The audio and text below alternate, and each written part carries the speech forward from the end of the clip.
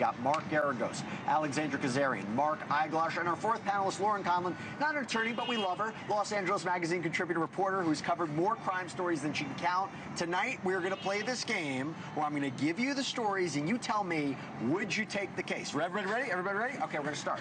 First one I want to go through is Mackenzie Shirilla, okay?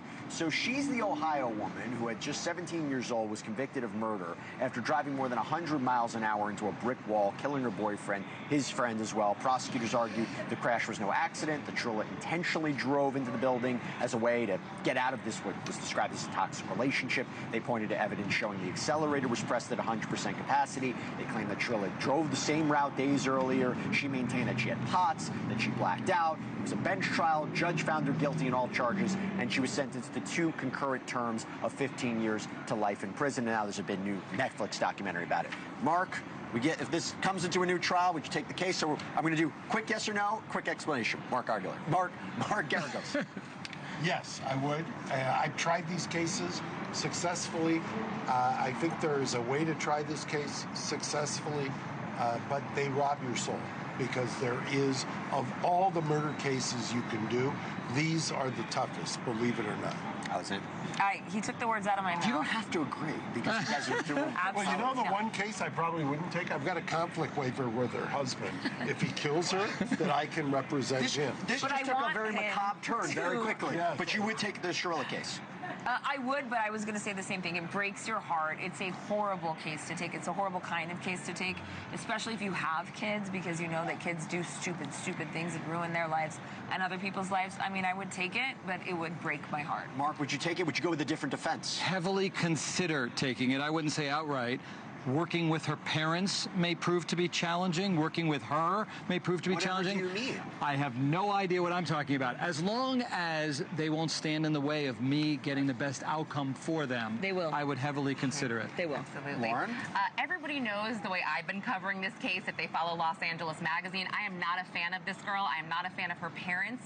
But there's a lot wrong with this trial. I mean, the fact that there wasn't even an accident reconstruction specialist for the defense blew my mind. So if I'm a lawyer, I might have to take it. I hate to say it. And look, they also didn't call a medical expert to determine that she had POTS. The biggest problem, they waived jury. Yeah, we're not doing a bench trial. I haven't doing bench trials, and we can talk about that too. Why are you attacking me? By the way, I disagree. I think the bench trial was the way to go. Why? I think that a jury would have eviscerated her. I think that you had a chance of the judge buying this legal argument. It didn't work. What about the appeal, though? The appeal process would be tougher, right? We'll have to do another. I just want to get to the next one. I got to do a lightning round. The David case. David Anthony Burke, we've been covering it, okay? Better known as David, 21-year-old singer, accused of murdering 14-year-old Celeste Rivas Hernandez, accused of dismembering her, hiding the remains in his Tesla. He has pled not guilty. Anybody who's been following the show knows all about it. Mark, would you take the case? I wouldn't. I think he's got a great defense lawyer. I wouldn't send it. Okay. I would not want to take it. Because the evidence is pretty bad. I think in the beginning it was a very compelling case. Now it's a horrible case, but I have a hard time saying no. I really do, because I really like defending people against the government. Right. And I like to be the person that is standing there with somebody who everybody hates, and I want to challenge that evidence because I believe in the Constitution. Mark, would you take it, and do you see any holes? The answer is yes, I would take the case. Again, assuming the checklist is there and I have certain criteria.